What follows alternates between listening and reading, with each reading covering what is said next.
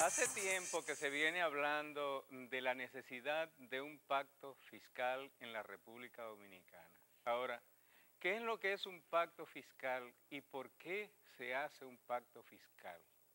Y un pacto fiscal es un acuerdo, constituye eso, un acuerdo entre el Estado, los empresarios, en cuanto al monto, el origen y el destino de los recursos públicos.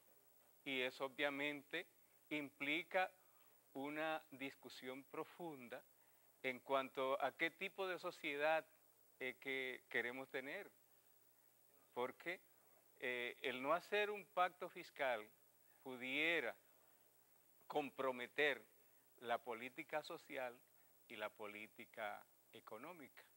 Entonces, un pacto fiscal es eso, permite definir la orientación de la política fiscal mediante una agenda de reactivación económica que debe incluir la revisión de la estructura impositiva en cuanto a la equidad, la progresividad de los impuestos, las tasas, las deducciones, las exenciones, las exoneraciones. ¿Por qué?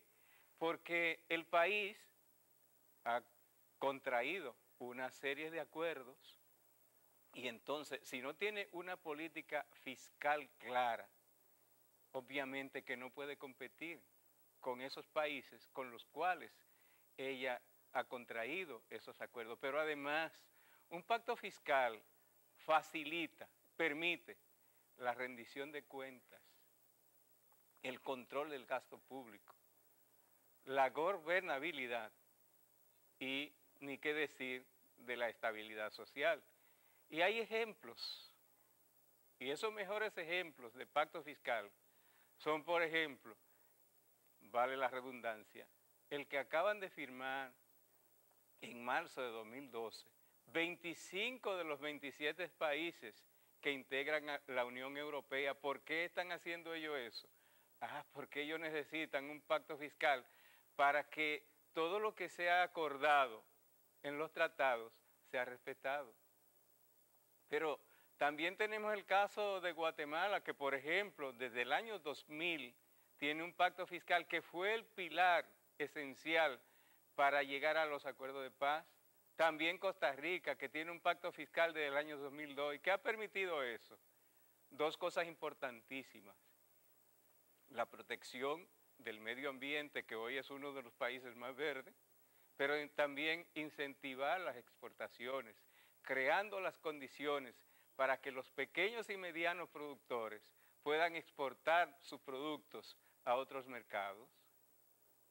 Pero el caso de Paraguay, que estableció un acuerdo para enfrentar la informalidad, o sea, fomentando la formalidad, y eso a qué contribuye a la competitividad, a la equidad y a la responsabilidad fiscal de los ciudadanos, mediante ese pacto fiscal que se firmó en el 2003. Y El Salvador, por ejemplo, que nosotros lo hemos citado aquí en otras oportunidades, tiene un pacto desde el año 2003.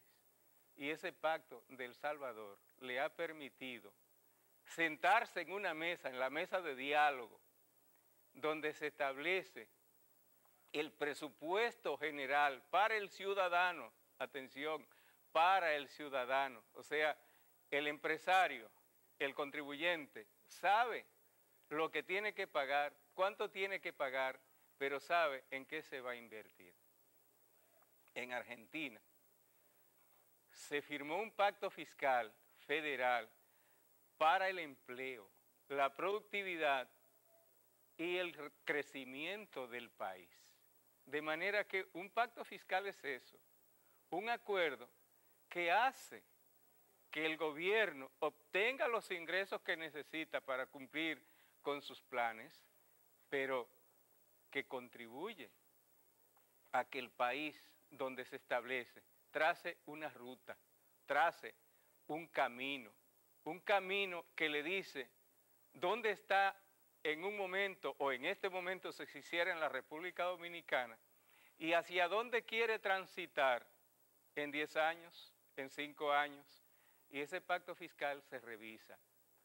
Y cada vez que se pretende hacer una reforma fiscal, pues para hacer esa reforma fiscal se va al pacto fiscal, lo que se ha establecido ahí, y sobre la base de lo que está establecido en el pacto fiscal, entonces se toman las decisiones.